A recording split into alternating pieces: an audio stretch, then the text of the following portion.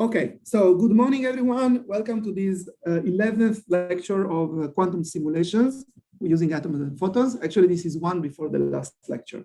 And the topic that I chose to speak about today is about topology. So we'll have two lectures about topology. Of course, topology is a huge field, and I also know very little about topology. So I can teach you only very basic stuff. But for those of you who are new to the field, I think these are good examples to start with. And then, of course, so both examples that we'll see are related to physics in one dimension. And, one dimension is the simplest case. So the topic that we would like to speak about today is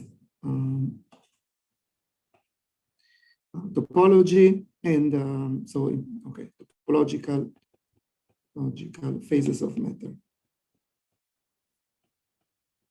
And that's the topic. So a very, very brief introduction to topological phases of matter. Actually, the first topological phase that has ever been discussed is the quantum Hall effect. So I'm sure, maybe some of you are expert in, they already know what it is, but for some of you it's new. I guess Matan probably is quite new for you, right? Okay. Yes. Okay. So what was so this is these are beautiful experiments that were performed on two-dimensional electron gases. So this is a two-dimensional system. It's called 2DEG. It's just a very, very thin layer of a semiconductor where you can put any amount of charge that you can tune. You can gate it, so bring along, and they're very, very, very pure. And what you do, you apply a magnetic field, which is transverse to the dimensional electron gas, and then you measure the Hall conductivity. So the Hall conductivity is basically, it means that you apply, say, you apply a voltage in one direction, and then you measure, so you apply some voltage in one direction, and then you apply a current, you measure the current in the transverse direction. Okay, so there are details of how you do that, but this is roughly speaking the idea. So it's called rho xy. Xy means that you apply a voltage in one direction and measure the current in the other. Okay, you can also do the opposite. You can apply the current. You can apply the current in one direction and measure the voltage. And and you do it as a function of the magnetic field.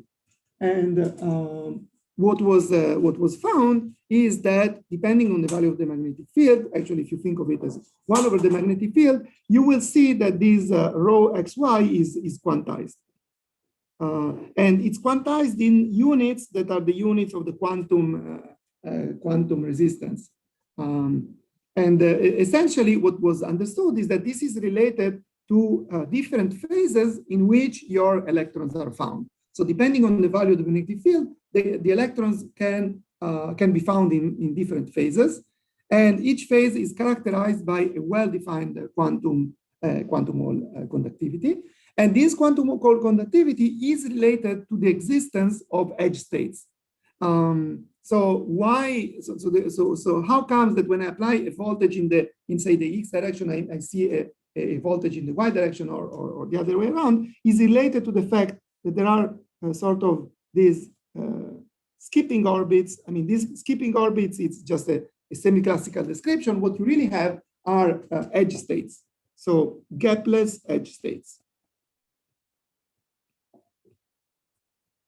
And because they are gapless, they lead to a quantized conductivity. Okay, that's basically the idea. So for each edge state, there is one quantum of the conductivity. And that's the origin of the quantum Hall effect. So the Hall effect itself would exist even in a classical phase. That's not something peculiar. It just, it's pretty obvious. Maybe I should have said that to begin with. So if you apply, say, a current, let's say you have a current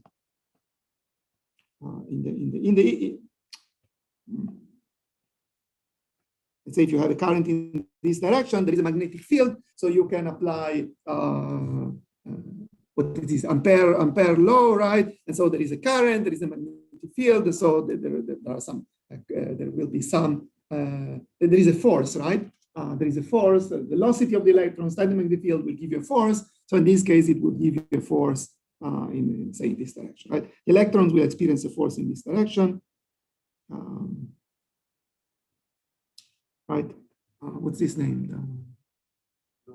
Lorentz force, exactly. This is Lorentz force. And so as a consequence, this is what causes the voltage in the transverse direction. Okay, that's a simple explanation. And when you do the calculation, you see that it's proportional to the number of electrons you have and also to the magnetic field, right? The more magnetic field you have, the more this effect will be strong. It's just linear in the magnetic field. So the fact that there is such a dependency between the magnetic field and the whole conductivity, that's not a surprise. It is not the quantumness. So this would be, say, this would be the semi-classical result, okay? Semi-classical result. I mean, semi-classical, classical, actually, just the classical results of electrons. Now, the fact that it's quantized, that's the fact, that's the thing that is unique. I mean, the fact that really makes people understand that quantum mechanics is here is the fact that are quantized exactly to this h bar, h bar units of quantization. And it's related again to the fact that these edge states are quantized. Okay, so you have quantized the charge, if you want, that goes through the edge. Unlike the Skirpian orbits, the Skirpian orbits, it is also a semi-classical picture. So it's a picture in which you think of having the magnetic field causing the electrons to going like in circles, and then you have at the edges something that happens, and these are just this. But in the skipping orbits picture, you can put as many electrons as you wish. I mean, it's not quantized, right? And the fact that it's quantized really comes because of quantum mechanics. So at the beginning, for many years, this was like a unique case of a phase. So what's unique about this phase? It's a different phase from the Fermi liquid. It's not a Fermi liquid. In the Fermi liquid, there wouldn't be any edge states. But on the other hand, it doesn't break any symmetry. It's not. I mean, the time reversal symmetry is broken by itself by the magnetic field. There are no particular symmetries that are respected. And so this phase doesn't break any symmetry. And it was at the beginning a surprise because, as you all know, most phases are either order or disorder. This is the standard classification of phases. There are disordered phases that don't break any symmetry, ordered phases that break a symmetry. And usually having a phase transition, especially if it's a second order phase transition, it is associated with breaking a symmetry, while here this was not the case. So this was example number one. The example number two was the phase of Haldane, the Haldane phase, actually for which Duncan Haldane was awarded the Nobel Prize recently. And this is a phase of a spin one chain. It's a spin one chain. So you have just the spin ones, okay? And for instance, you can couple them, for instance, by the Heisenberg coupling. So think of the simple sum over I as I plus one. Okay, this is this phase, and what was found is that this is a gap Hamiltonian. So far it's not a big surprise, but what is a surprise is that this gap is not. I mean, if you just consider a disordered phase, and so let's think of adding some lambda, say as z squared. Okay, something like this. So this is something that would make that could cause the electrons. So that's something that would cause the electrons to the spins, being in the as z equals to 0 state. Right? The ground state it will be as z equals to 0. So sort of just a very simple disordered phase in which all the spins are 0. So think of starting with lambda very big, so all the spins are in 0, and then you slowly turn down lambda, or if you want, you slowly turn on this coupling, and what you see is that at some point there is a phase transition. So this phase here, the phase of the Heisenberg phase, is not found in the same phase as the disordered phase. So it's another phase. The phase of the Heisenberg point, it's not just a point. There is a whole phase around the Heisenberg point in parameter space, and it's a disordered phase, which is not the same as the trivial phase. So there is a trivial phase, the one which all the spins just are all equals to 0, right? These are spin 1, so they can be 0, plus 1, or minus 1. So a z square would lead all the spins to be 0, and this came as a surprise. So these were the only, and one more comment is that also this phase has edge states, okay? it has also edge states. Again, gapless edge states. That is right. So gapless edge states. So these are basically, so what does it mean? It means that there is an excitation, a gapless excitation, that mostly changes the chain only at the boundary. The bulk sort of remains the same. You only do something at the boundary and you obtain another state, which is, okay, so it's, yes. So these are basically, so these are edge modes. In 1D, the edge modes are just the two boundaries, okay? So in the case of the quantum Hall effect, you really have a mode, right? Because the mode can have any momentum. So it's really a continuum of modes that run on the edge, because you can have any momentum on the edge. Here, you can just either have the excitation or not have the excitation, but still the effect is the same. And with time, I mean, basically around, say, 10 years ago, maybe a little bit more, people understood that these are just two examples of a much broader class of phases that are basically now known as topological insulators. Topological insulators of fermions. This is for the fermions. For the spin, these are the phases that are known as symmetry protected. Symmetry protected topological phases. Okay, so these are phases that are topological and they are protected by symmetry. So I will try to explain this concept a little bit better next week by giving one example for the spins. Today we're going to discuss it with fermions, and there is this well-known classification, right? This tenfold classification of all possible phases of fermions. The one thing I would like to mention about these fermions is that these are actually non-interacting fermions. Okay,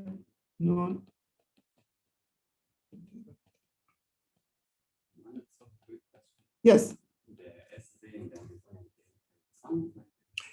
Yes. This would be sorry. Very good. This would be sum over I as the I. Yes.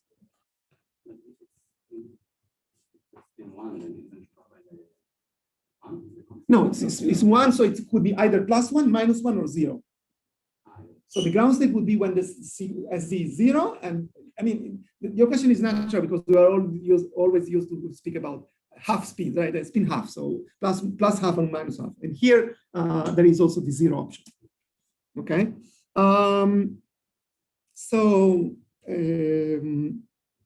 let me maybe, because you asked this question, let me maybe tell you one comment about how people started to understand that this was already at the beginning, before it was understood that this is really a broad class, and now people believe that it's sort of we understand what are the generic. So there is a generic classification of all those phases, meaning that if you tell me what symmetries, which symmetries you have, and what is the dimension, then I can tell you how many phases you have.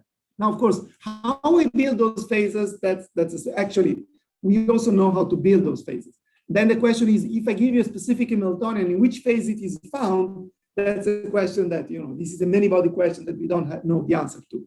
But we do know that for a given protected set, and then you can ask, is it adiabatically connected or not, and then you will know which phase belong to. Let me make a remark about this Haldane phase, which is the AKLT picture. So AKLT, are the initials for researchers, of course. And what they found was a sort of a description of this Haldane phase, which is, I think, very, very nice. And actually, this is it becomes exact at lambda equals to 1/3. So if you take this Hamiltonian with lambda equals to 1/3, I hope this is the correct number, but if I remember, this is the correct number. Then it's exactly the ground state of this Hamiltonian. And this is a beautiful construction that you can look at, reviews. But so what was the idea? The idea was you have two spin half, and then what you do, you split each spin half into you have spin ones, and you split each spin one into spin half. Now you remember that when you sum two spin half, they can be either a singlet or a triplet. So what you need to do then, you need to project out the singlet. So you take, so it's a sort of, you enlarge your Hilbert space instead of having a spin one, which is just free. The Hilbert space of a spin one, it's free, right? -1, 0, or +1. Then you take two spin ones, which give you a Hilbert space of 4, right? Because 2 spin halves, 2 times 2 is 4. And then you project out the part that you don't need. Okay, so that's the procedure. But what is the state that you build? So you take, so what I'm now going to draw is the following. So this is a spin 1 for me. The 2 dots refer to the 2 spin half. Okay, and the circle means that I remember, at the end, I need to remember to project out the the singlet. So I left only the triplet. And then which state do you prepare? You prepare a state in which you build singlets out of the spins that belong to the different spin ones. So as you can see, this is an entangled state, right? Because the spin ones are now entangled because the two sort of composite spin half are entangled with themselves, okay? So this is a singlet. I build this singlet, this singlet, this singlet, and then I project out the singlets of the pairs, because these are the 2 spin half that build the spin 1. Make sense?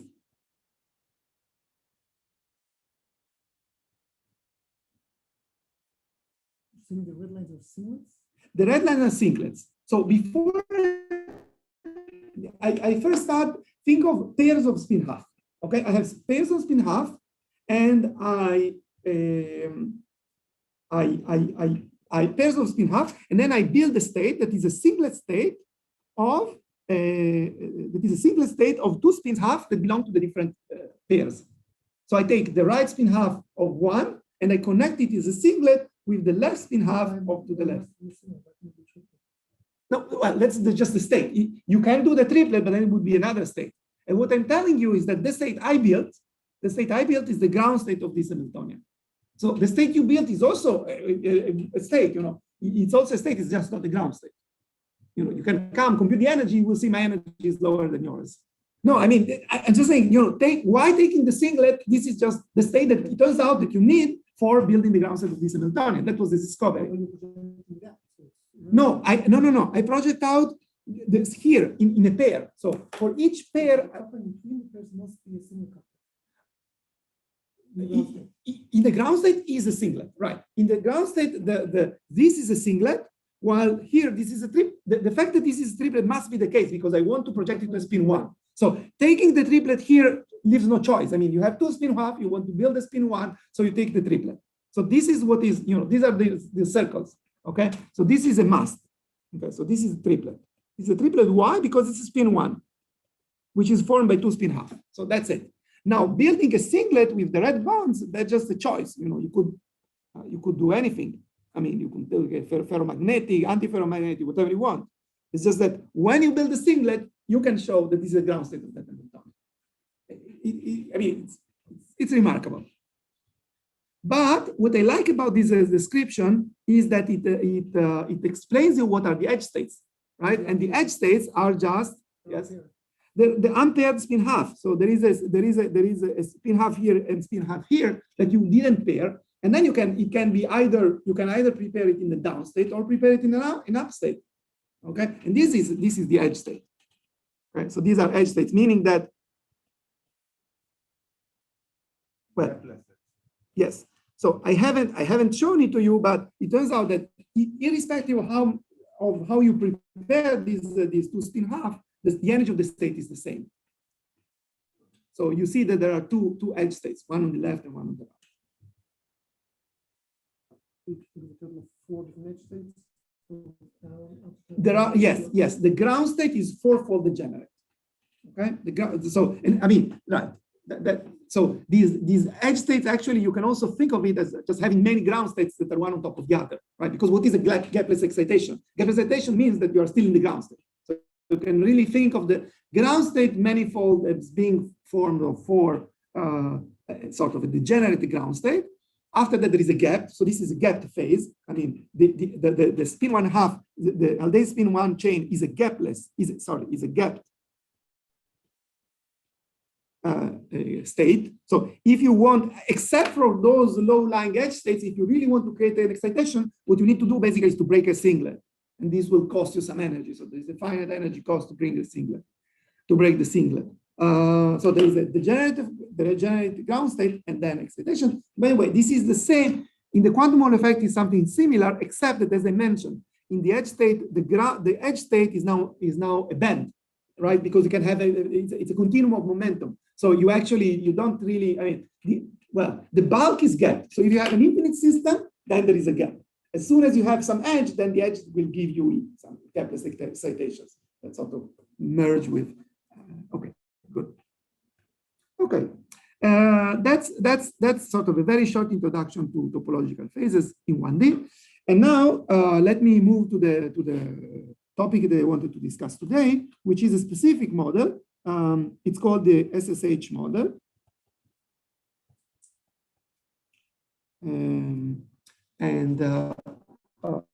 Okay, the SSH model. So what is the SSH model? So the SSH model belongs to a topological insulator of fermions. So this is a model of free fermions, actually free whatever.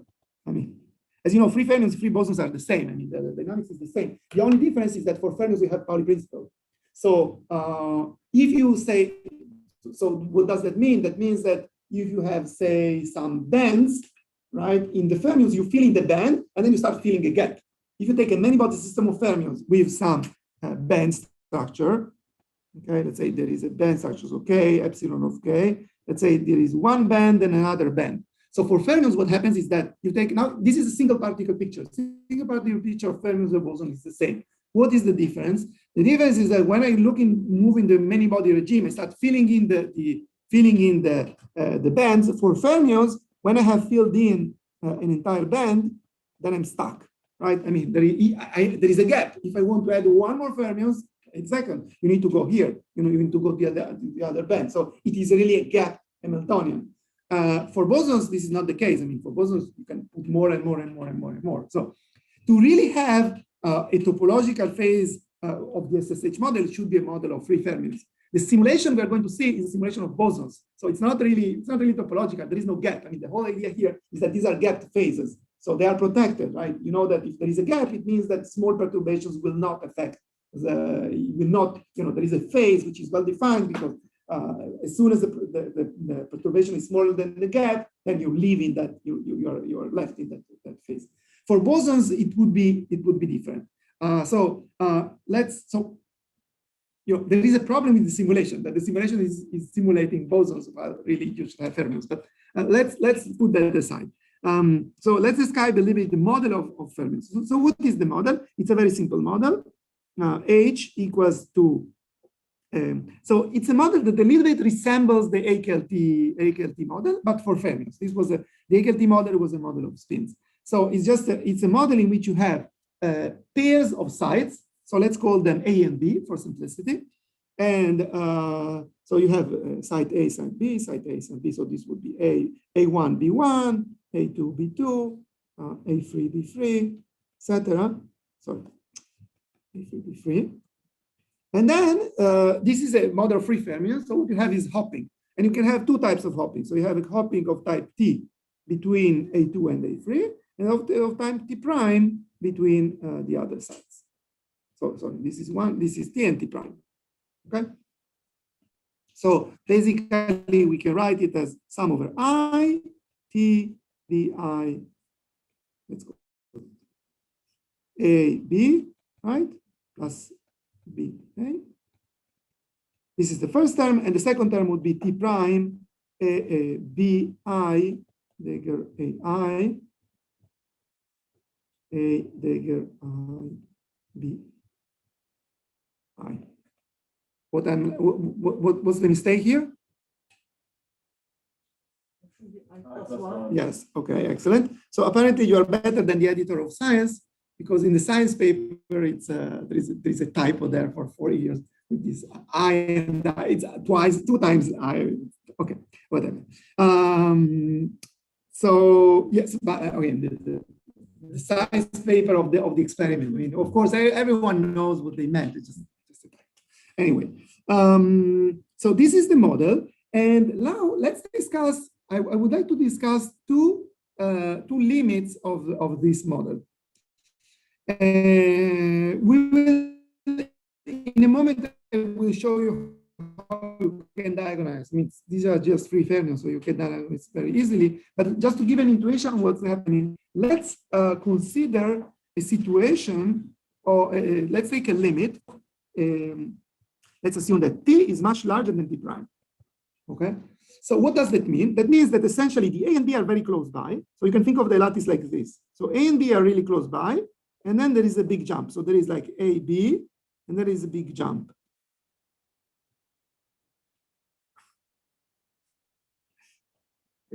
A, B, and then a big jump, something like this. Okay. So A, B, A, B.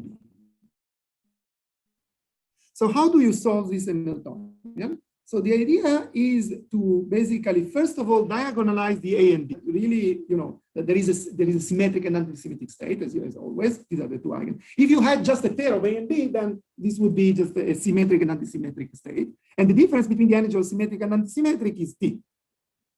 So there is a state at plus T and a state at minus T. Okay, so this would be, say, the symmetric, and this would be the antisymmetric. These are the energy of the two states.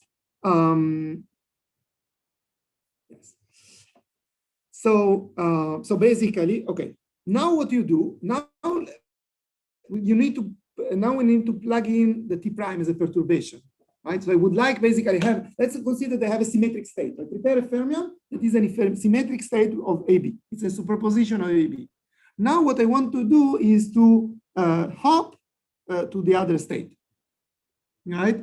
And in order to hop to the other state, what I need is basically I need to first, it's a second order perturbation theory, right? In order to move the pair, I need to, you need to first bring the B and then bring the A. So basically what you have is that you have an effective hopping of basically sort of something like, think of it as T prime squared over T, something like this. So in other words, when I look at the spectrum, what I will see is that, so this is K and this is epsilon of K. So let's start. So first, let's consider T prime equals to 0. There is just T. Okay. If there is just T, we said there is the symmetric and antisymmetric. So essentially, this is what you have.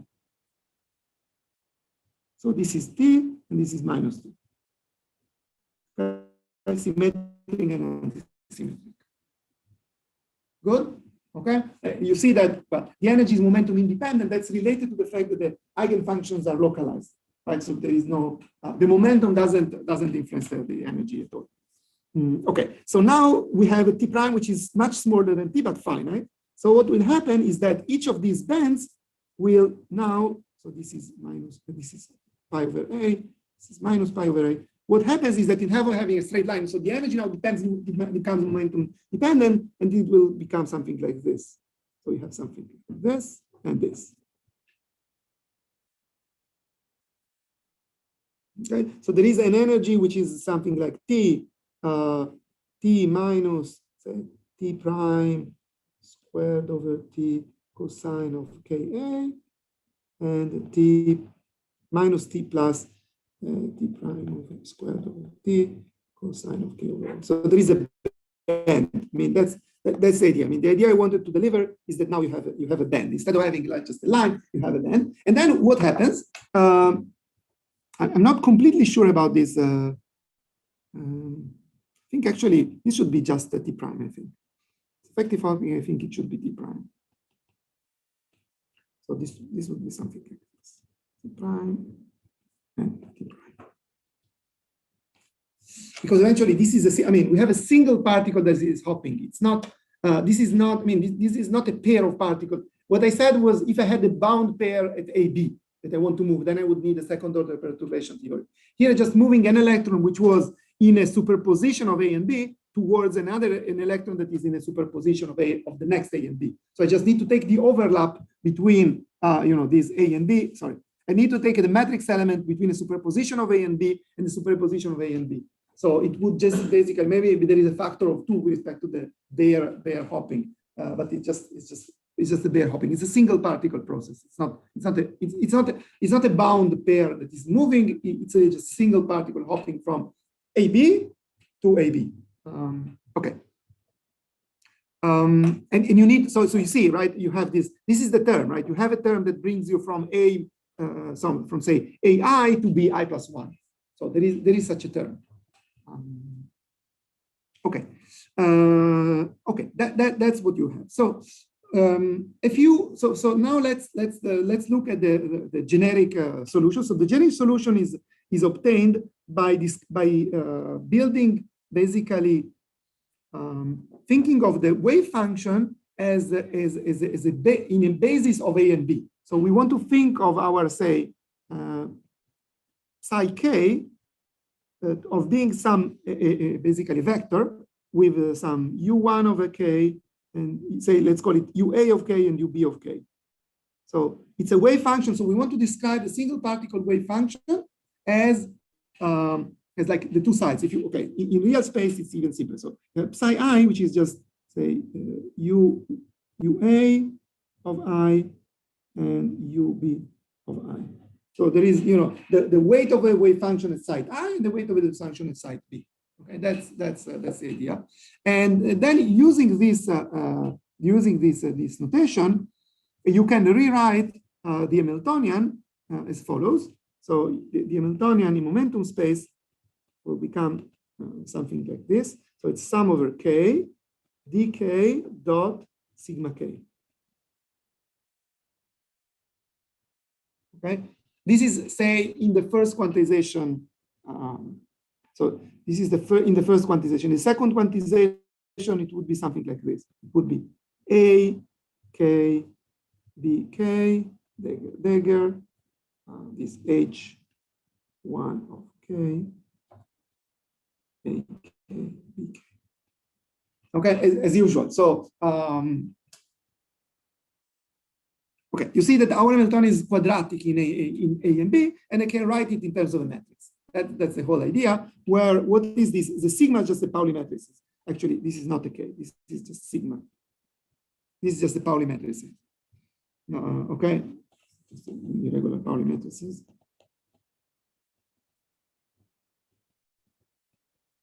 Right, and our d of k. So what is d of k? So d of k is a vector and has three components. So this component is, okay, let me copy it from here.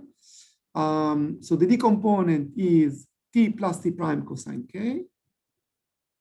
So t plus t prime cosine k, k or ka if you want.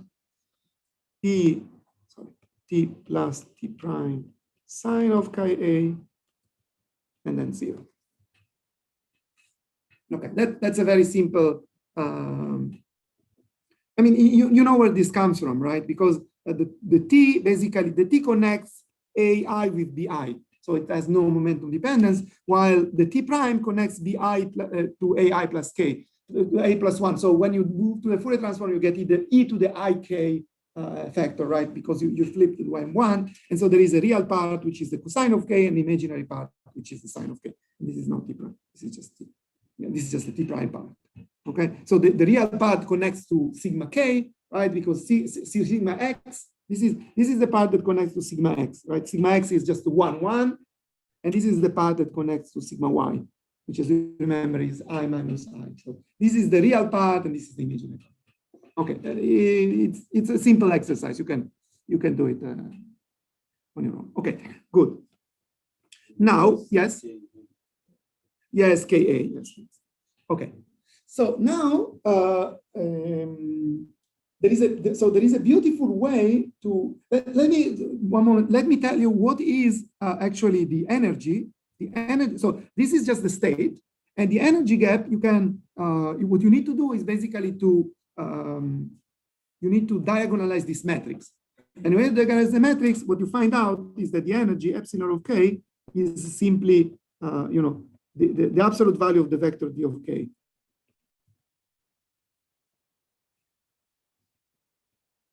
This is just the energy of the stated momentum k. You just need to diagonalize this matrix, which is basically, you can also think of it as t plus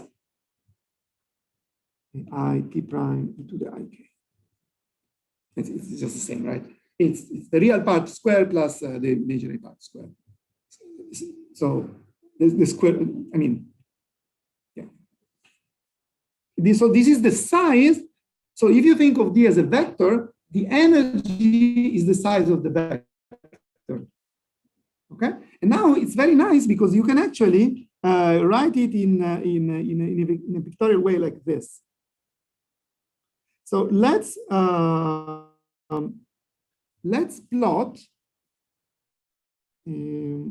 So let's assume now that T is larger than T prime. Okay, and now in U of K is a vector in 2D, in 2 dimensions, right? It has an X and Y component. So I have dx and dy. So if I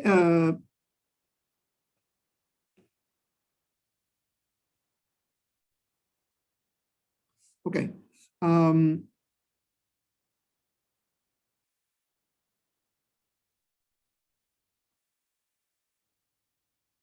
Sorry, and there is a plus minus. I mean, there are always 2 states. So the energy of the state K, it has a plus. There is a plus state and a minus state, always, right? Okay, so let's start with one case. So the case number 1, what you have is so this is T. What you see is that basically this is a circle, right? This is, if I had no T, that this would be a circle with a radius at T prime. But now I have a finite T. So it means that I need to put a ring around T. Let me draw it a little bit bigger.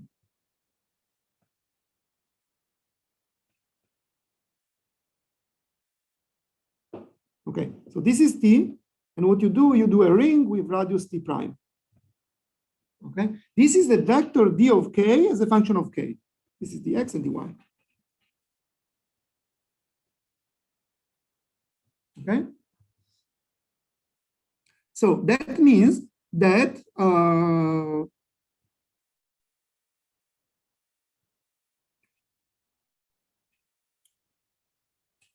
okay, good. So what does this mean? This means that, as you can see, this vector doesn't cross the origin.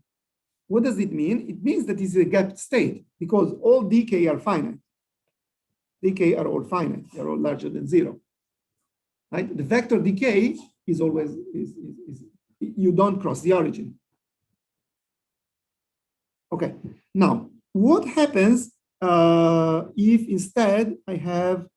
So okay. Now let's connect this picture. So this is now think of plotting K and epsilon of K. So epsilon of K is the size of dk, right? So for K equals to 0, we sit here. So this is the minimum. Okay, this is K equals to 0. So I sit here at the minimum. This point is this one. Then when I move around, what it happens is that it grows and then decreases, right? So the energy would be something like this. So it would be something like this and this, this and this. By the way, what is the gap? So this is pi over A, and this is minus pi over A. Sorry? There's maximum, right? Yes, that is right. So yes, that's right. So you're saying, okay, so you're saying the red dots, it depends if T is positive or negative. So, but let's assume that they are both positive. So then you're right that the minimum is at pi over A. And then the maximum would be at K equals to pi. So this is, okay. So this is K equals to 0. K equals to 0 is here, and it's a maximum. Okay, the energy is maximum. So this would be, okay. Okay, something like this. So this would be our spectrum. Okay, which is exactly the same spectrum that I drew before. Again, it's a matter of whether T prime is positive or negative. So here I wrote T minus T prime probably should have been T plus T prime cosine Ka, and so it should have the other shape. Okay, good. So now you also see what is the gap. So the gap, the minimal gap is basically T minus T prime. right? This is the minimum of the gap. Now, what happens? Okay, let's go further. So now let's assume the other case around. So now let's assume that T prime is larger than T. If T prime is larger than T, this circle will go like this, right? So this is our dx, and this is our dy. This is T, and this is T prime. So this is also a gap state, right? Also in this case, if I go, what I will see is that now,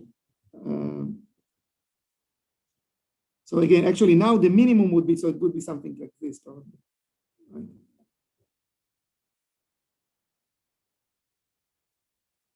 No, it is still, sorry.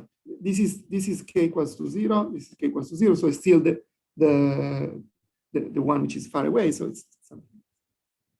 Okay, but and that's the important part. And in the middle, when t equals to t prime, there is a phase transition. When t equals to t prime, then the red point exactly matches to the 0, to the origin. So at t equals to t prime, for t equals to t prime, let me draw it.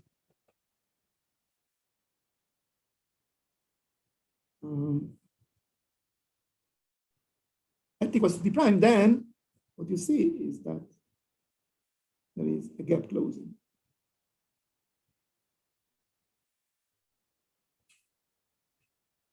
Okay, so again, this is k and this is epsilon. So it means that there is a phase transition. Okay, and the question is, what is the origin of this phase transition? How do we understand this phase transition? That's question number one. And what was understood is that this is really a topological phase transition. And in a moment, I will also explain to you that this phase transition is a phase transition between a topological trivial phase with no edge states and a topological phase with edge states. So it really belongs to the type of phase transitions that we have seen. Let me first show you actually this plot from this. This is taken here from these lectures. So you can see here exactly this, maybe better plot of what I was trying to show you. Going from, so the first case is, okay, I see that the resolution is not great. So the first case is for t prime equals to 0, then you cross the phase transition, and then you go to the t prime. So again, this is, say, for a negative t prime, etc. So it depends whether you define the Hamiltonian like this or with a minus before. So this will give you the difference between the k equals to 0 and the k equals to prime. Okay, yes, so it's a phase transition. And what I would like to tell you, something really nice, is that actually there is a way to distinguish between the two phases. And it's basically to ask yourself, and this is the topology. So you see, what does it mean topology? Topology means that I don't, so what is a phase? A phase is gapped as long as, so there is a line, okay? First of all, there is this circle here that you see. What does it mean? That when you go, sorry.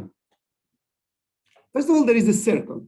Why is there a circle? Because when I move in momentum space, I then come back to the original momentum, right? I go from 0 from momentum from minus pi to pi, and I go a circle because you have a periodic structure. So in momentum space, you need to be, it's a discrete lattice. In momentum space, you need to be periodic. So minus k and k must be the same.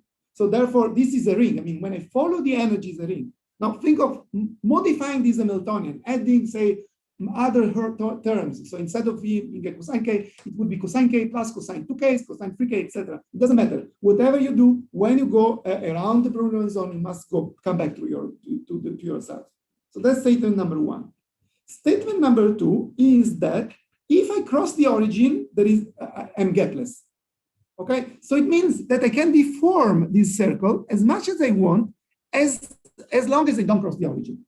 Why? Because when I cross the origin, I'm going to create a phase transition. And now you see that these two situations, the first one and the second one, they cannot be adiabatically connected. I cannot deform this ring and go into the big ring because the big ring crosses the origin. And if I cross the origin, I go for a phase transition. So forget about the fact that one is big, the other is large. I don't care. I could take this one and make it very big. That's not a problem. The problem is that I'm not allowed to cross the origin, because when I cross the origin, I become gapless. And And so that's it. So this is the topology. So the topology basically is, does my ring cross the origin or not? And actually, you can even extend it to really a number, because you can ask, how many times do I cross the origin? Right? You could think of something that when going from minus pi to pi, actually does two circles. Right? So this is really, the fundamentals of topology. How many times do you go around the origin while living on a plane? Okay. If I was allowed to go in 3D, if I had, if my vector had also a z component, if I had a z component, then I would be allowed to go in three dimensions, and then I could easily, take my ring and bring it over the origin. But as long as you fix that this is zero, and we're going to see in a moment that this is important, as long as this is zero, as long as there is no z component, there is no way to take a circle that does not cross the ring into a circle that crosses the ring without touching the ring, okay, which is forbidden, because forbidden. Touching the ring means having a gapless excitation, means going for a phase transition. Okay, so you see, it's a really nice model, and you can even define an order parameter, which is basically the winding number. How many times you go along the ring. So you can really define it as z. It would be basically dk e to the I phi k. How is this done? Sorry.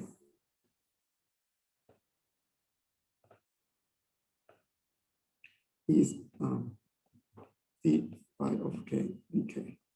Okay, where phi is the tangents of phi is basically dy over dx. Okay? So it's just the angle. So in this two-dimensional space, phi is the angle in the two-dimensional space. And the point is that, well, naively you would say, and you go over the Brillouin zone. So you go over the Brillouin zone in K space, and you ask how much does the phase. So naively you would look at these integrals and say, oh, but this is simple, right? This is just phi.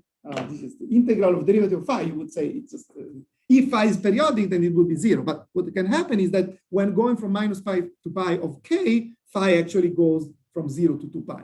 So this is just counting how many times you went around the origin. If you, right? If you, in this case, you see that you start with, say, 0. The angle here is 0, right? The angle is 0. Then you go a little bit, say, positive, and then you come back to 0, and then you. So basically, the angle was initially 0. It becomes positive, and then negative, and comes back to its own. So there is no. I mean, when you integrate over this, the angle, come back to its own, and you go right, and then left and right. So overall, you get 0. While in the other case, in this case, you see that the angle starts at 0, and then does an entire winding. So when I take the angle and I sum, it's always something positive, I end up with 2 pi. Okay, so that's the winding number. It's also related to something called the Zach phase. Zach phase. It's the topological number. It's basically Zach as a professor at Technion discovered this phase. Okay. That's what I wanted to say. What else? Okay, yes. So first of all, how about, I told you that these are related to symmetries. So if you, and we saw that, right? I told you that this is related to the fact that there is no z component. If you allowed the spin to be in the z plane, then you could easily go over the origin. You could easily drop this small ring into the big ring. But in the plane, it's forbidden. And the way you write it is, so there is a symmetry. And the symmetry is that the Hamiltonian does not contain any sigma z term. So you can think of it as the Hamiltonian anti-commuting with sigma z, right? You know that sigma x, right? You know that sigma, this is the properties of polymetrices. You know that sigma x and sigma y, and in this case, sigma x and sigma z anti-commute, and sigma x and sigma z anti-commute. So if you have sigma x and sigma y components, z y. So if the Hamiltonian has sigma x, sigma y component, that's good. But if you have a sigma z component, then right, clearly, so this is zero, but clearly sigma z, it's 2 times sigma z, right? It's not zero, right? The requirement, sorry, no, sigma z, anti-commutative sigma z is just 2 times sigma z squared. Yes, it's 2. Yes, thanks. Okay, so what I'm going to say is that the requirement that there is no sigma z component in the Hamiltonian can be written as H anti-commuting with an operator. Okay, so that's a particular type of symmetry. It's called chiral symmetry. Usually, the usual symmetry that we are used with are an operator that commutes with the Hamiltonian. That's the case we will see next week. This is an operator that anti-commutes. It anti-commutes with the Hamiltonian, so it's called a chiral symmetry. And the property, what is the, so this chiral symmetry, it's analogous to the time symmetry that we have discussed some time ago.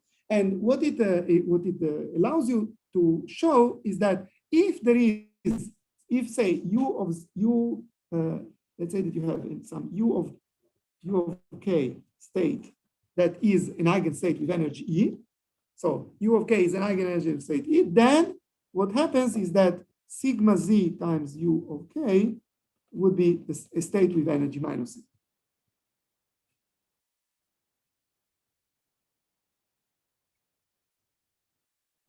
Okay, so remember that let's think a bit, what is the sigma z? What does it mean to apply sigma z? Applying sigma z means that you leave alone the upper part and you put a minus in the lower part, right? You take a state and then you plug a minus in the, so you remember what the spinor was AB, right? So what does it mean to apply sigma z? Basically, it's moving to the symmetric, from the symmetric to the antisymmetric, right? If I had a symmetric superposition, apply sigma z means to go to the antisymmetric. So that's exactly, at least in the atomic limit, this limit of having only T, we understand perfectly what happens. And it's easy to show that this works for any T and T prime. Just this phase rotation just gives you a state with energy minus. Okay, why is this interesting? This is interesting because it means that every pair, it's like Kramer's pairs. So for any state at energy E, there is another state at energy minus E. That's something we have seen here. We have seen it here with this plus minus. We have seen it certainly in all the drawings. But it also means something interesting, which is that if you had a state at energy 0, then that state would be fixed at energy 0. Why? Because it doesn't have a pair. So if there is, one state, if you have only one state, an odd number of states at the, okay, so if you have, say 1, okay, it's for simplicity, one state at energy E equals to 0. So how is it possible? It means that it should have a pair, right? It's another pair at energy 0. However, what could be is that the pair itself, he himself is his own pair. So it could be a state for which sigma z that acts on that state gives back the same state. So otherwise you should have 2. If you have only one, the only possibility is that he himself is the pair of itself, right? So basically, if you want, u of k should be equal to sigma z u of k. That's possible. Okay. Say, for instance, think of living on the state A. If you live on the state A, then when you apply sigma z, nothing happens because you flip the spin d, and then you are left with where you were, right? So that would be the simplest case. For example, okay. So for example, think of this state, the state psi of k being some u1 of k 0. So you live only on site I, on site A. Then, okay. Then the point is that the energy of the state must be 0. It cannot be epsilon, because if it was epsilon, then there would be another state at energy minus epsilon. But I said there is only one. So as long as the perturbations are weak, so remember, there is the state, the energy is gap. So if you want to create an excitation in the bulk, you need to spend a lot of energy. That's impossible. I mean, you need to, the gap is very, very big. Now you have a state, one single state living there at energy 0, and it cannot move anywhere, because as soon as it tries to move a little bit up, it cannot, because then it would need a pair. Okay, that's the protected the genesis that we spoke about some time ago when we spoke about time reversal symmetry. So actually, in this case, okay, now I don't know. Is there a state or is not? I don't know. As soon as I don't break, I cannot guarantee there is a state, but I'm saying if there is a state, a single state energy 0, sorry, then it must be protected. And it turns out that in this, the question whether there is such a state or there is not such a state is exactly related to the phase transition. So one phase, the phase with, let me see how do we define it. The phase in which T is larger than T prime, it has no edge states.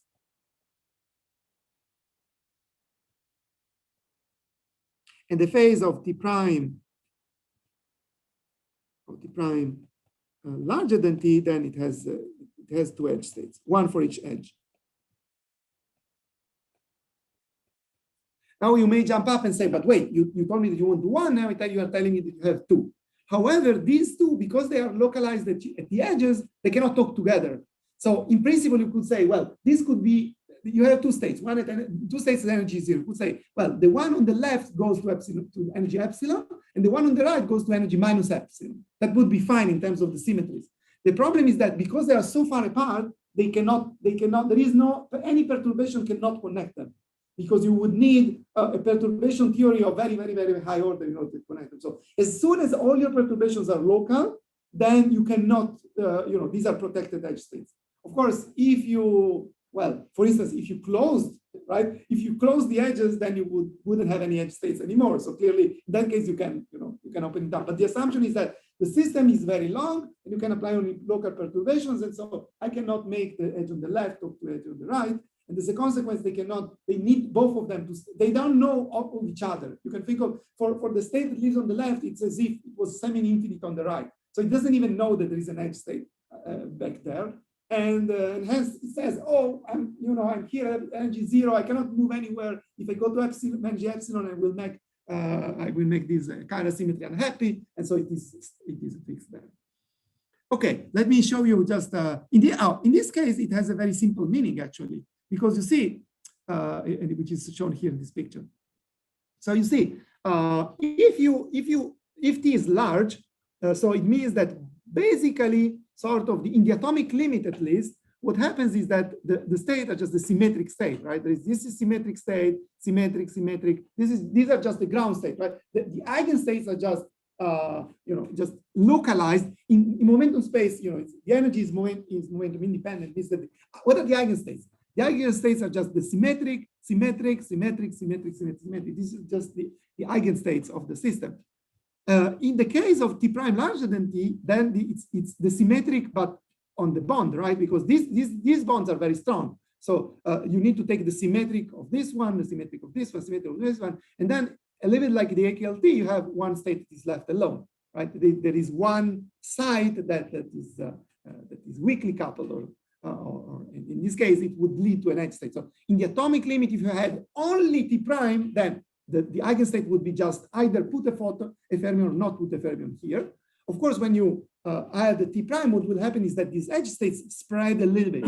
Okay, so the edge states are not completely localized at the edge, but they are localized exponentially in the edge. So as soon as T prime, and what happens is that when T prime T prime is big, and then T is small. T increases, it means that the edge state will become larger and larger. So the edge state will become larger and larger until at some point, actually, the correlation lengths of the edge state become infinite, and that's when the two edge states meet together, and then they can release the degeneracy, right? Each of the two edge states were stuck at energy 0. When you cross the phase transition, what happens is that these two edges all of a sudden can couple together, and then they lift the energy and they leave you, they kill the edge states. Okay, so that's what happens in the phase transition. Okay, good. So let me show you now something about the experiment itself. We don't even need any technical Yes? Share the screen. Oh, from this computer. Oh, so wait a second. No, wait. You saw. People at home didn't see it. We just see your notebook. Oh, I see. Well, you should have shouted out. So let me do two things. First, I need to connect my, yes, screen. So let me show you, first of all, the picture I wanted to show you. And then I need to grab my battery charger. Sorry. 1 second. Oh, okay, wait. First of all, the lecture notes. Okay, so this is what I wanted to show you before. You know, the fact that you have a last. We'll do that. 1 second. 1 second. Now the people here don't see that. Display setting. No, I need to. No. Duplicate 1 second. Okay. Yes.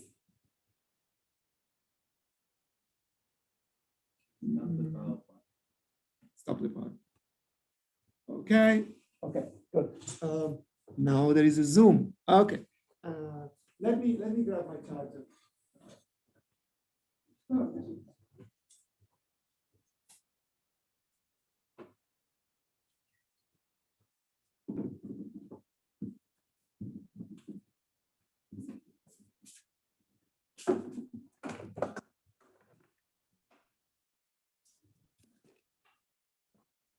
All this picture is very similar to the bilateral graphene picture, right? Effective energy and edge states, right? I mean, the idea of edge states is quite generic to any topological phase. So bilayer graphene can be found in many different phases. I guess if you prepare a topological phase of bilayer graphene, then the picture would be. I mean, we also have this species.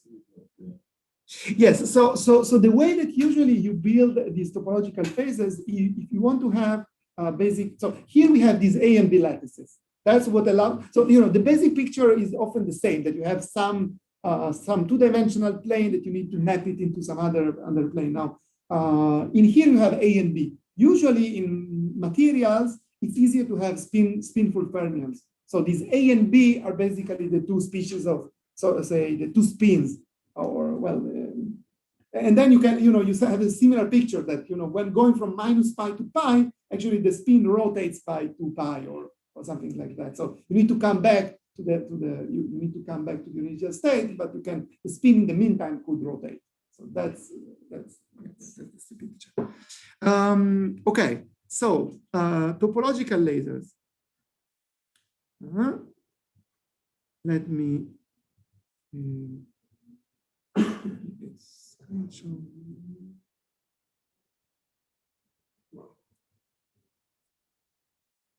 Okay, good.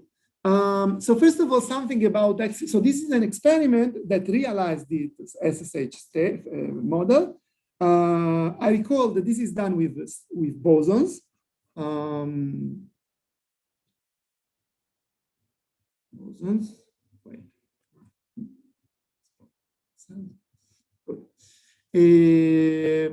So there is a nice review article by these authors that you can read about. Let me just briefly mention what is an exciton-polaritons. So this is the structure. There's a pointer. Okay, good. So what you do, you basically take a two-dimensional. You take a very thin layer, a very thin layer of semiconductors, and then you have an exciton. So the exciton is just exciton is just an excitation, from the conduction. You take an electron from the conduction band, you bring it over to it's just a particle hole pair. This is just usual particle hole pair of semiconductors, where you take an electron from the valence band, from the conduction band to the valence band. And these are relatively long-lived excitons, so you need to choose the materials correctly. And what you do, okay, so that's the material. Now, what you do, you shine light on the material, and light, of course, can excite these pairs. Okay, so there is some coupling between the light and the pairs. Now, in order to enhance the coupling, and to do sort of quantum mechanics, what you do, add these Bragg mirrors, okay, diffractive Bragg mirrors. So what you do, you have layers in which you modulate the material that you have, so the diffraction coefficient of the material, so that effectively you have like these Fabry-Perot, well, not really Fabry. I mean, you have, there is this, you know what a Bragg mirror is. A Bragg mirror is just many Fabry-Perot one after the other. And you know that in a Fabry-Perot, there is only very well-defined wavelength that can cross the resonator. Okay, so and here you have many. It's one. So the Fabry-Perot in principle you have very good mirrors. Here the mirrors are not very good because you just modulate a little bit the diffraction in the diffractive index. But still, when you have many layers, then you will see that they effectively act as a mirror. Okay, except for some specific frequencies that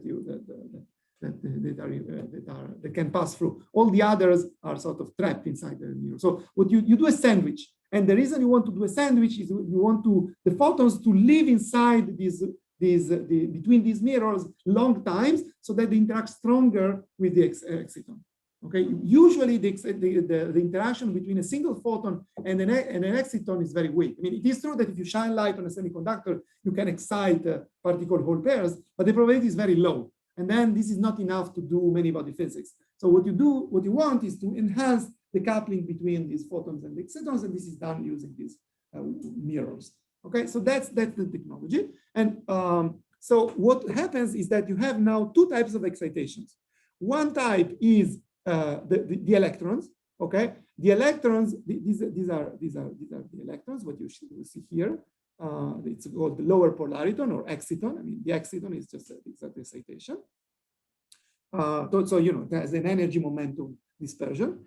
And you have the photon. Now, the photon, because of the presence of the mirror, first of all, the mirror allows them to interact stronger with the exciton. And in addition, the mirror, what it does, it creates a gap. Because you remember that you have, this is in optics, in waves, I teach this, the energy of a photon is kx squared plus k squared. K, it's ck, right? That's the energy of a photon. Now, if one of the k is quantized, then the energy that cannot go to zero. So there is a minimum of the energy, right? Think of having kx squared plus ky squared plus kz squared, and kx is, well, in this case, kz is a fixed number.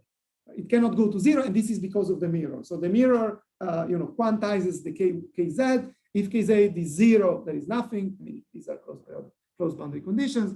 So you need a finite kz, and so this gives a mass to the photons. So now you see that also the photons, they're a little bit like a parabola. And now you can, when you have an interaction between these two branches, then you have this. In principle, there should be a level crossing between these excitons that have the parabola of the exciton and the parabola of the photons. The parabola of the photons is much higher. This is just because the velocity of the photons is, the sound velocity, light velocity, speed of light, while the velocity of the excitons is much lower. So I'm not even sure this is in proportion. So the exciton is very shallow, and the photons are very sharp. So there should be a level crossing. This becomes an avoided level crossing, and so there is, these excitons are basically excitations that combine together these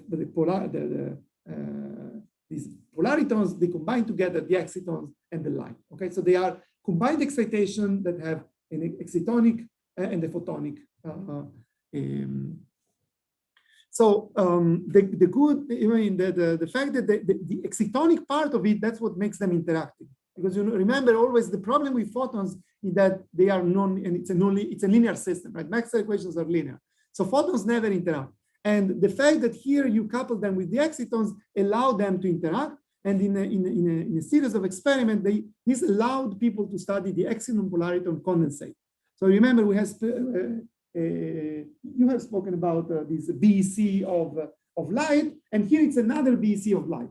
So it's a BEC of polaritons, but polaritons, what they are just coupled photons, excitons, particles. And there is a beautiful table in this. I cut it into a small part of it. but they ask, okay, there is something called exciton-polariton BC, and there is something called exciton-polariton laser. So exciton-polariton, what is the difference? And as we discussed a bit last week, a laser and a BC, they're almost the same. What is the difference? The difference is, so they both threshold corresponded to onset of degeneracy. So in both cases, there is sort of a symmetry breaking. This is just a parenthesis. It's not related to SSH, but because it was related last week, I wanted to make this comment. In both cases, there is sort of a symmetry breaking in the BC or laser phase. What is the difference? The difference is really whether you have a thermal distribution or a Bose distribution above threshold. So it's really the fact that there is a degeneracy k equals to 0, that there is a degeneracy, that's not unique to a laser or a BC. What is unique is the process. I mean, do I just have that momentum and that's it, or are there thermal particles all around it? And it's related to the question of whether the photons do thermalize in the cavity or not. If the photons enter the cavity and escape it right away without interacting, then this is a laser. If they sit in the cavity and interact together and thermalize before they escape the cavity, it's called a BC. And of course, these are just the two extreme models. Reality is always in between. I mean, something that is more in the laser if the photon escapes rapidly, or if the photons live forever in the cavity, well, then you wouldn't have nothing. You wouldn't be able to see what happened. So I mean, there is really a crossover from something that looks like laser and something that looks like a BC. And by doing these experiments with exciton-polariton, they were able to get closer to the BC limit because of the strong interactions between the excitons. Okay, that was a side remark. So to realize the SSH model, what they did, they cut with lithography small wells, they call it pillars, that live in, so this is just, with lithography, they create these small pillars. And again, it's the quantum well in between, and these,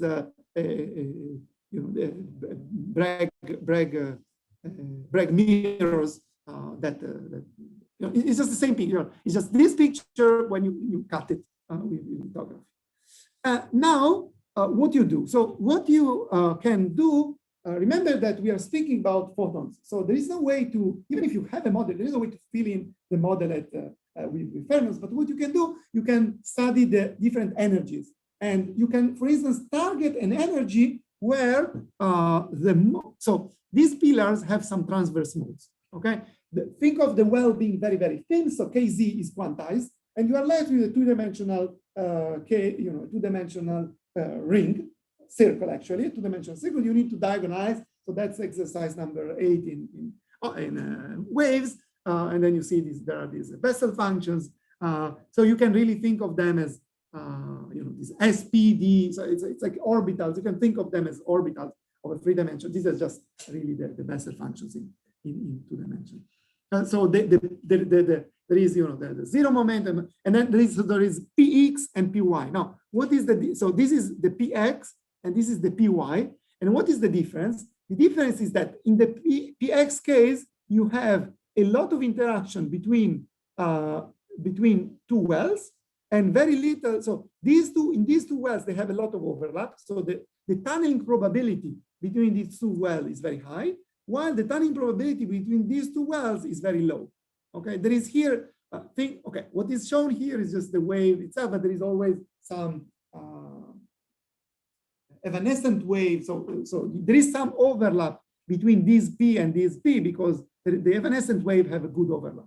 While here, there is a very little overlap. So here, here T1 is larger than T2. And here, the other way around. So here, the overlap between these two is small, and the overlap between these two is big.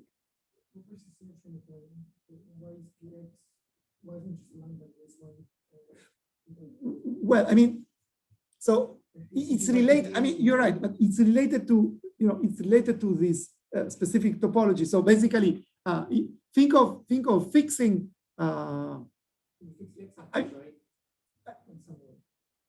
What you really need to do is to diagonalize this. What you really need to do is to solve the Maxwell equation of these pillars. The point is that the eigenstates would be, think of a pair of pillars. Okay, think of solving just a pair of pillars. Then the two eigenstates would be either that the two are in the same direction or the two are in the transverse direction. or you can always rotate it in the XY axis. Yes, but then the energy would be something else. I mean, but Unless you somehow break symmetry, unless you define the X as according to, I don't know, some external something. well, if you have two pillars, the symmetry is broken. You're right. If you have one pillar, no objections. I mean, one pillar, there is no meaning of the X and Y.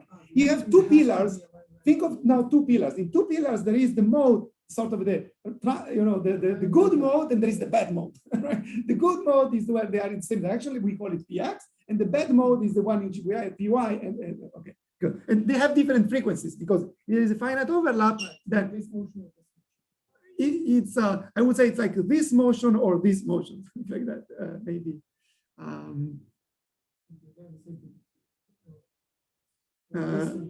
Well, okay, it could, okay, fine. So you can also think of it this way, in the correct basis. Okay, so good. So for each of these pillars, there is one mode. So this is basically A, B, A, B, A, B, A, B, A, B. And here you see that, well, this coupling is strong. So here there is no edge state, right? Because A and B are coupled together. Well, the stronger interaction is between the first A and B, first A and B, first A and B. So there is a band and there is no edge state. In contrast, here on the right, okay, thanks for the pointer. On the right-hand side of this, here, in this configuration, then these two are coupled together and there is one which is left alone. So here there is an edge state. Okay, so in the PX mode, there is, in the PX mode, there is no edge state. In the PY mode, there is an edge state. Now, you cannot go continuously between one and the other. There is either PX or PY, and you can, right, okay, so this is, again, this is the same picture.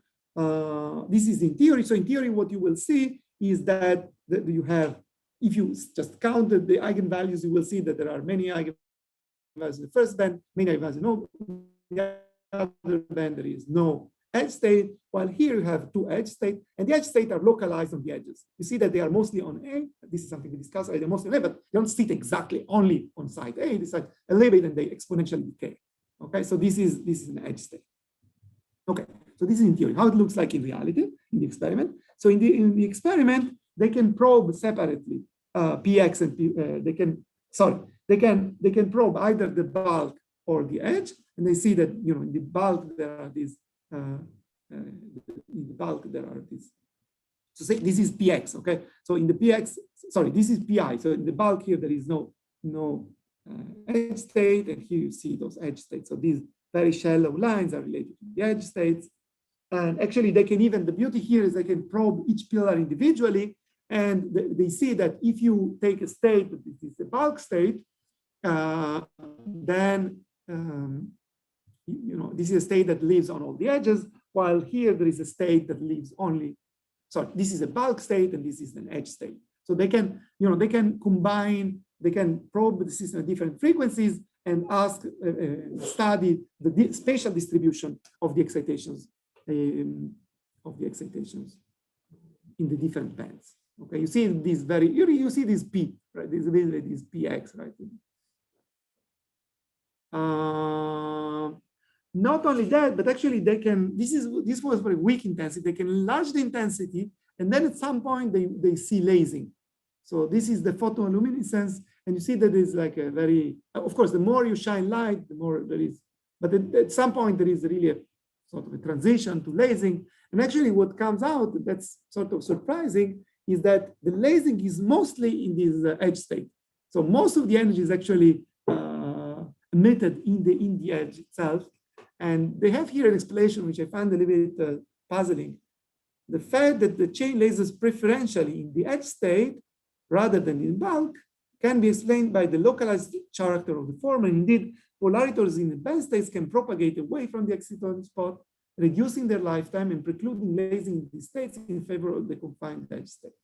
So somehow the bulk state can emit in more directions, the edge state can emit less, and that's why the edge state is more, you know, it's more prone to lasing because the gain is smaller. I think this explanation, you know, something what they're explaining more. I would like to conclude with just, you know, because we are in Israel, I'm afraid someone from what is group is listening, and if not mentioning topologically lasing by their group, I would be. So I'm joking. Okay, there is follow-up papers or work that was done in parallel with this 1D related to two-dimensional lasing, and then in that case, as we discussed, it's much more interesting because the edge is not just a single point, but you have really a mode that you can use. I don't have time to go into the details of the experiment. I just want to show you some pictures. This is the way that they realized. So they realized a two-dimensional model of non-interacting particles. Again, these are just non-interacting particles. So as we mentioned, it's not really a topological insulator, because topological insulator fermions would require you to fill in a band until you have a gap. Here you just probe the single particle states, but you can see gaps and edge states. And this is an example of an experiment which you see some edge state. There are a lot of details in this experiment, but eventually you can also understand these edge states in terms of interference. So these waveguides are chosen in such a way that actually there is a difference between the edge state, the edge states. There is so every time that there is a phase that you acquire from hopping from one ring to another, there is a phase that you acquire, right? Because you need to go along you need to hop.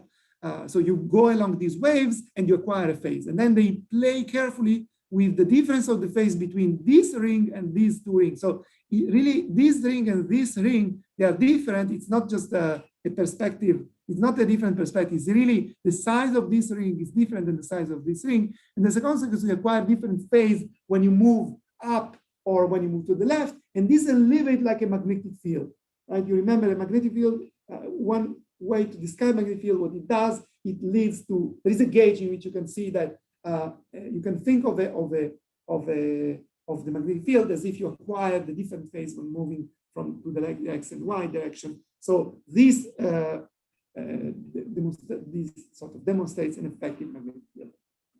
But again, we don't have time to go into details. Okay, so thanks a lot. We have a presentation. Yes, let's take a 3 minutes technical break. So 5 minutes technical break until 11:40, and then we'll connect with Dolev presentation.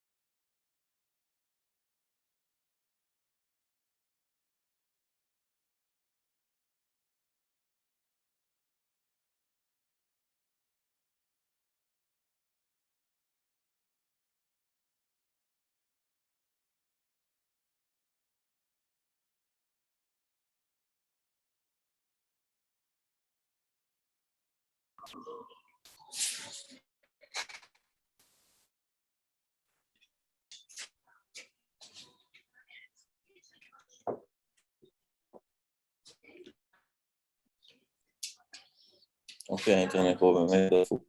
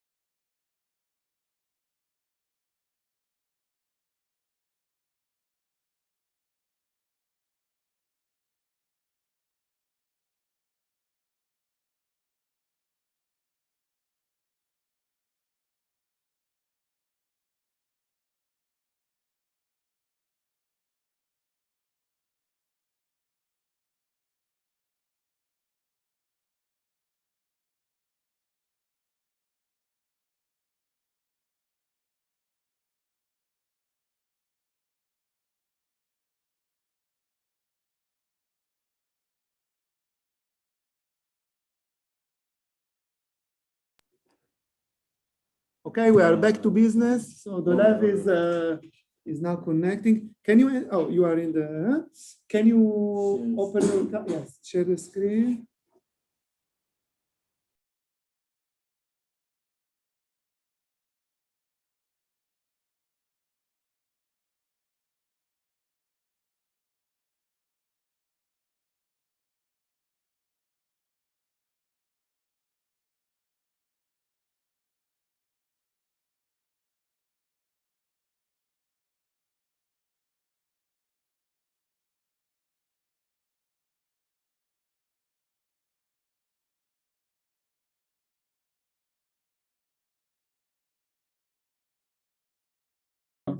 אוקיי.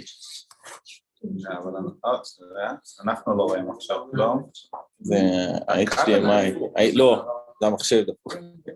זה המחשב דפוק. אוקיי. כן, נגיד סבבה. ותשים פה, לא, כדי שהם יראו כמו שצריך, אז תעשה פה, לא, לא. איך אתה עושה גם? תראי אותו דבר. אין לי בעיה לראות, כאילו. לא, אבל אז בזום? בזום הם יראו. כן. זה נע כאילו עשית פה. בזום אנחנו רואים.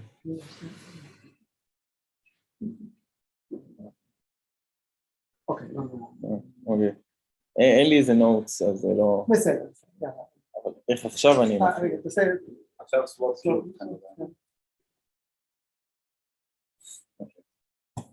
Okay, so today I want to talk about negative absolute temperature for motional degrees of freedom. Well, this subject was surprising to me that negative temperatures.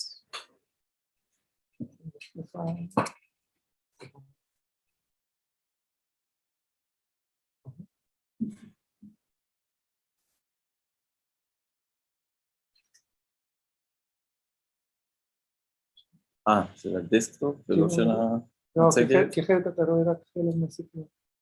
אוקיי. אוקיי.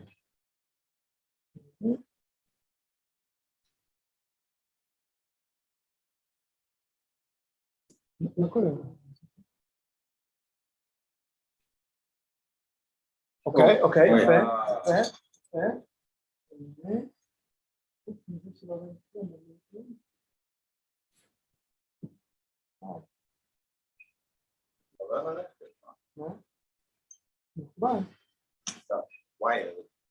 אני לא מסתכל לך. אבל לפני זה כן היה. אנחנו נכנסה שפן. שזה הזום עכשיו הזום לא רואה?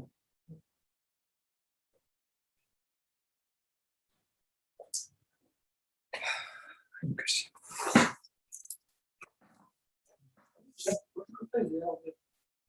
נכון? זה בדיוק העץ.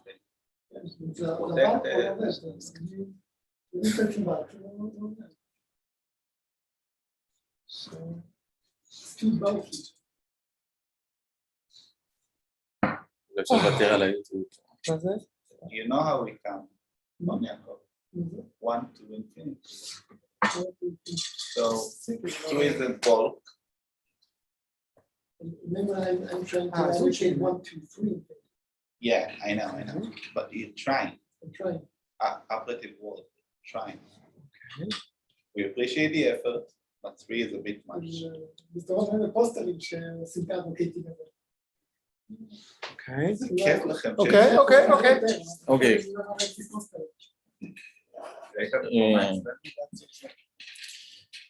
So, thank you all for helping me set the laptop.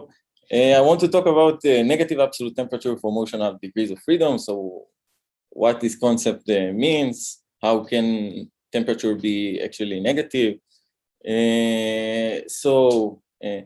Just one spoiler, negative is basically hotter. This is also, they wrote it in the article. So if you look at the system, so temperature is basically the derivative of the entropy by the energy. So if we look at the graph here, this is the entropy, this is the energy. When energy increases as well as the entropy, so 1/T is basically bigger than 0. It's positive. So the slope is positive, and we can reach a maximum when the entropy grows bigger, and the temperature 1/T is basically 0, so it goes from -infinity from the positive side of the slope to basically the negative side of the 0. So temperature goes from plus infinity to -infinity, and there's some system when we add more energy, the entropy decreases. So the slope is negative, and the temperature goes from -infinity to 0. One simple analogy to this, where we can imagine it very, very good, is where you can imagine a system where there's vortices that can pop into existence. So when we add more and more energy to the system, more and more vortices are created. They're created as couples of anti-vortices and vortices. And when we increase more the energy, they want to separate, okay? And the entropy basically increases. There is more disorder. But there's a limit when we add more and more vortices and we separate them. There's a region of vortices and a region of anti-vortices, and this regime is basically more ordered, right? Because we have basically two large vortices. Another system that this can happen is in this case, in this system. So basically, today we're going to talk about motional degrees of freedom. We're talking about the kinetic energy. So if we have a system, this system is optical lattice. Basically, all we have interaction and potential energy. Those energies are bounded from below. But if we swap all the parameters, basically the energy is bounded from above.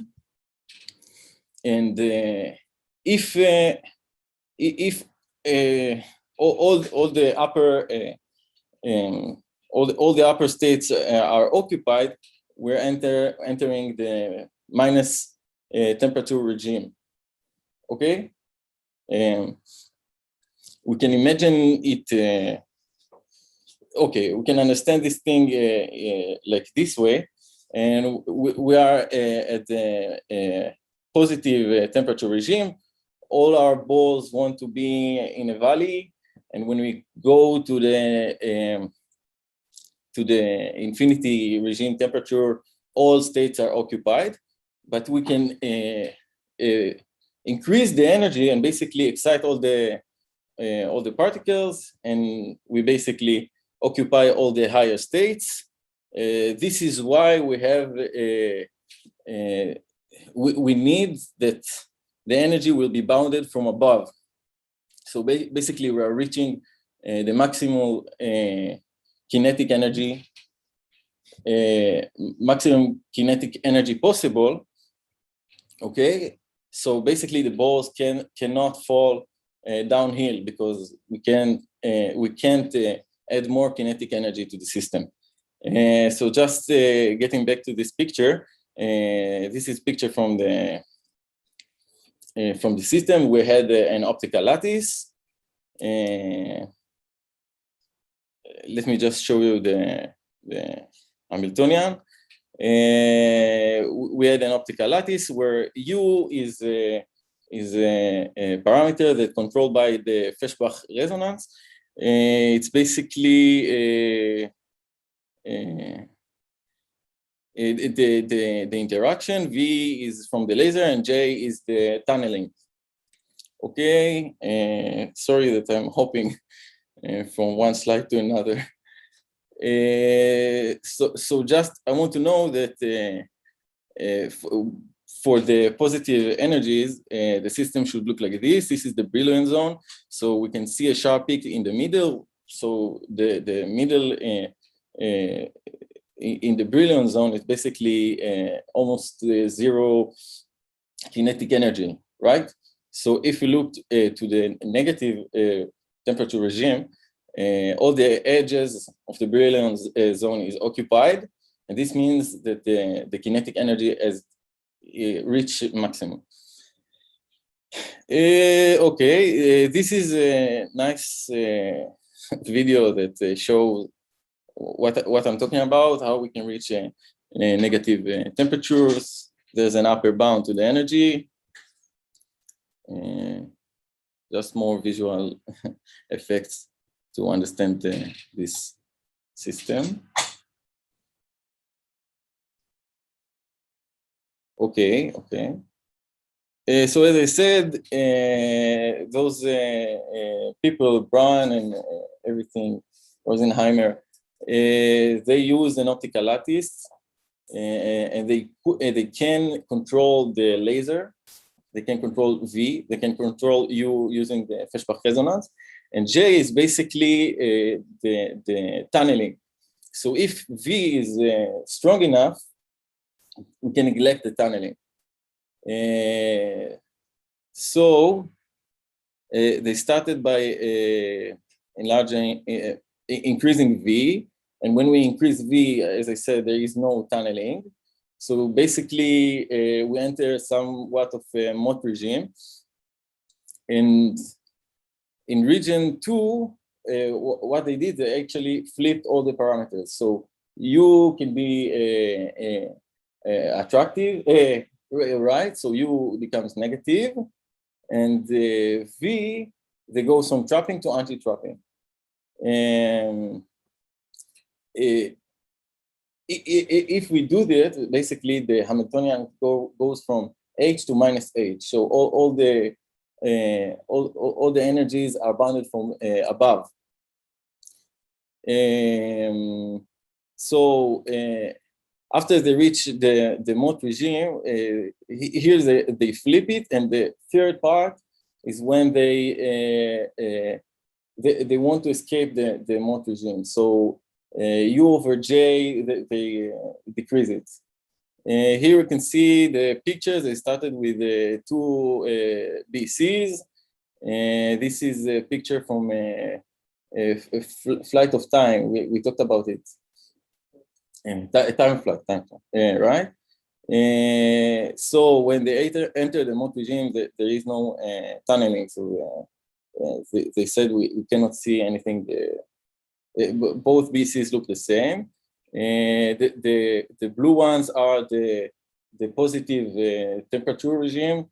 The red boxes you can see is the negative temperature regime. And after sometimes I see I erased this. After some time, we enter the negative temperature regime. You see the red is a higher occupation.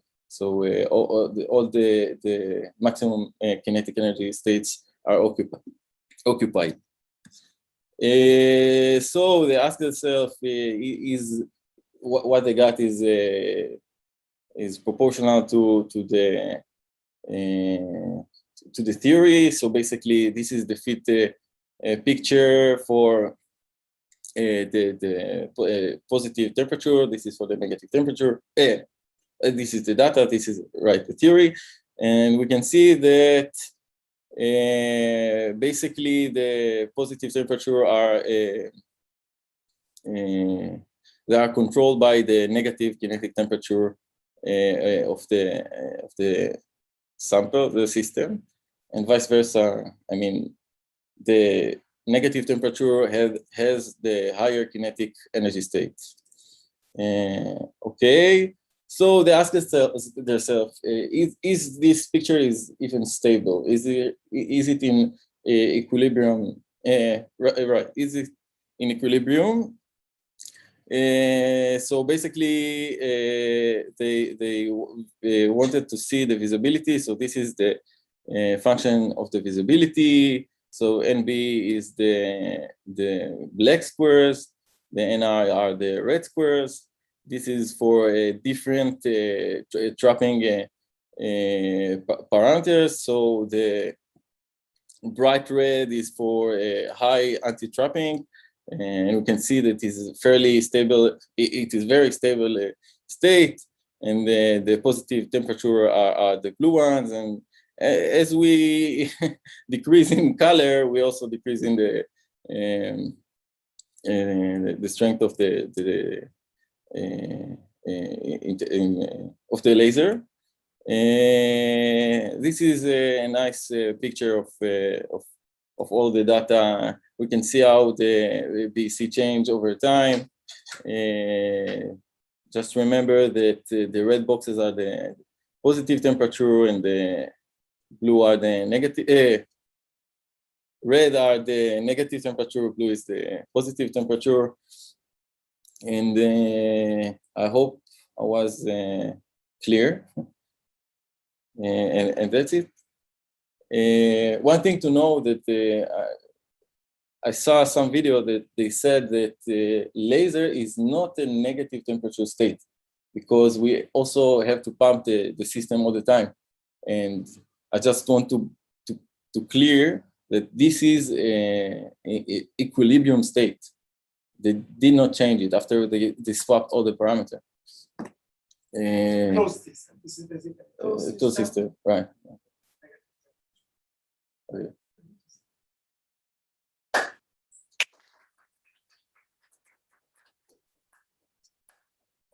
very nice, very nice.